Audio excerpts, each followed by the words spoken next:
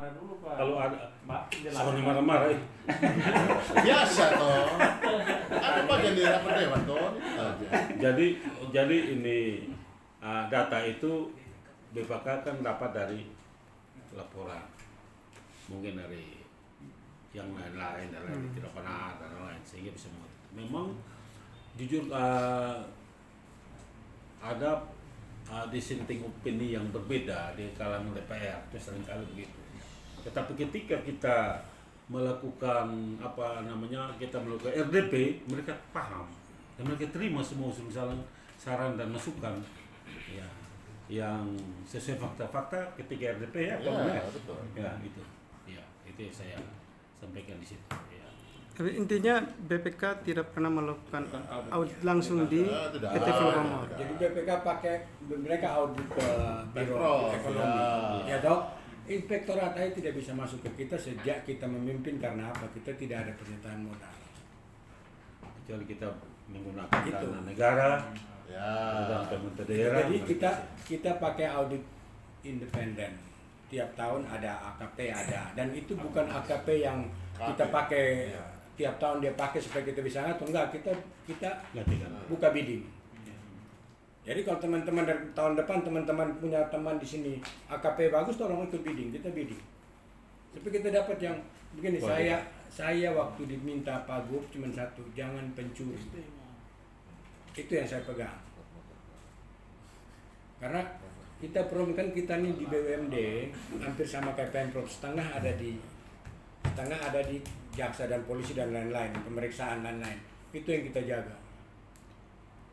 Jadi begitu saya tambahkan lagi ini ya, saya biar jelas teman-teman wartawan. Kita masuk posisinya saham ya, modal ya, kerugian akumulasinya itu sudah menggerus modal Pak, hanya sisa 300 juta tahun 2018 akhir. September, 23 September. Itu supaya teman-teman paham. Dan logikanya ini harusnya perusahaan sudah likuidasi. Itu saya sampaikan ke Dewan, Bapak Dewan. Kenapa? Karena komposisi modalnya dengan akumulasi kerugiannya sudah tidak relevan, sisa 300 juta. Kan gitu. Dan modal yang pemerintah provinsi punya itu sisa revaluasi aset. Itu tidak ada duitnya Pak, revaluasi aset. Jadi Pak punya tanah sekarang 10 tahun yang lalu dinilai kembali, nilainya kan naik. Duitnya nggak ada kan, asetnya kan tetap di Bapak. Nah itu ditambahkan sebagai istilah nggak ada Pak. Seperti itu satu. Yang kedua, berikutnya adalah terkait dengan setoran modal, setoran dividen. Nah di undang-undang itu udah jelas, perusahaan yang mengalami kerugian, ya toh, itu tidak diwajibkan untuk menyetorkan dividen. Seperti yang tadi Pak Dirok saya bilang. Dan itu juga ditanyakan BPK. Seperti itu loh. Karena apa? Keuntungan Bapak yang tahun 2020 itu tidak bisa Pak disetorkan dividen. Ini kasih undang-undang loh ya. Itu jelas di undang-undang PT jelas. Karena apa? Harus menutupin akumulasi kerugian. Saya dulu dia. Saldo labanya biar plus dulu. Tapi kan saya nggak mau. Kan saya menunjukkan kinerja selama kita memimpin. Dengan Dewan Komisaris, dengan Dewan Direksi, kita bisa untung loh.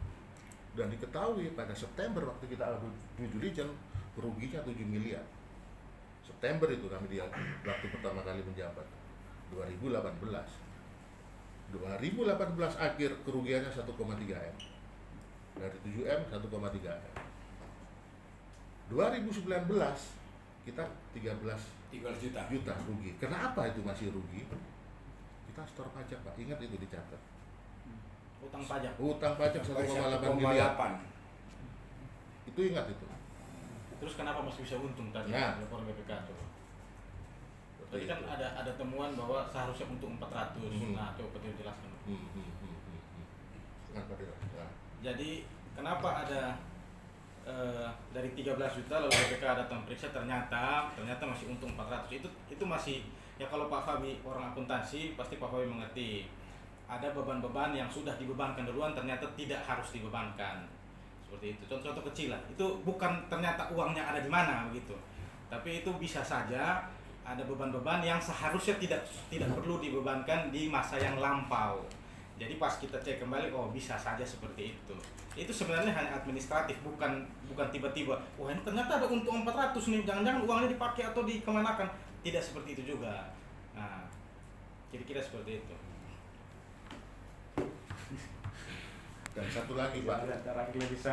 tadi kan Pak Bayu bilang orang akuntansi nih, yang bisa mengeluarkan opini siapa Pak? Opini audit, dah itu aja pertanyaan saya. BPK. Nggak bisa Pak.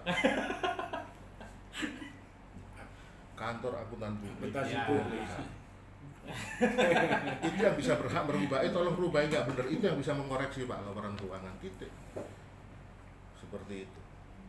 Baik BPK, baik BPKP. Kalau seandainya bisa ngeluarin audit Pak, opini Pak, saya pakai BPK Pak, nggak perlu audit independen Pak. Ya, pakai BPK Jadi aja. kita lebih senang untuk pakai BPK atau inspektorat. Datang Maksudnya periksa opini dikit, ya. untuk laporan keuangan. Oh iya, Iya. melakukan Kan audit. lapor itu memang akuntan publik. Nah, makanya itu BPKP aja nggak bisa. Kalau bisa sih udah minta BPKP. opini untuk pemeriksaan. Iya, kecuali ada audit investigasi. Masuk di ruang Pajak aja nggak bisa kok, sudah diatur. Memang porsinya KAP itu, gitu loh.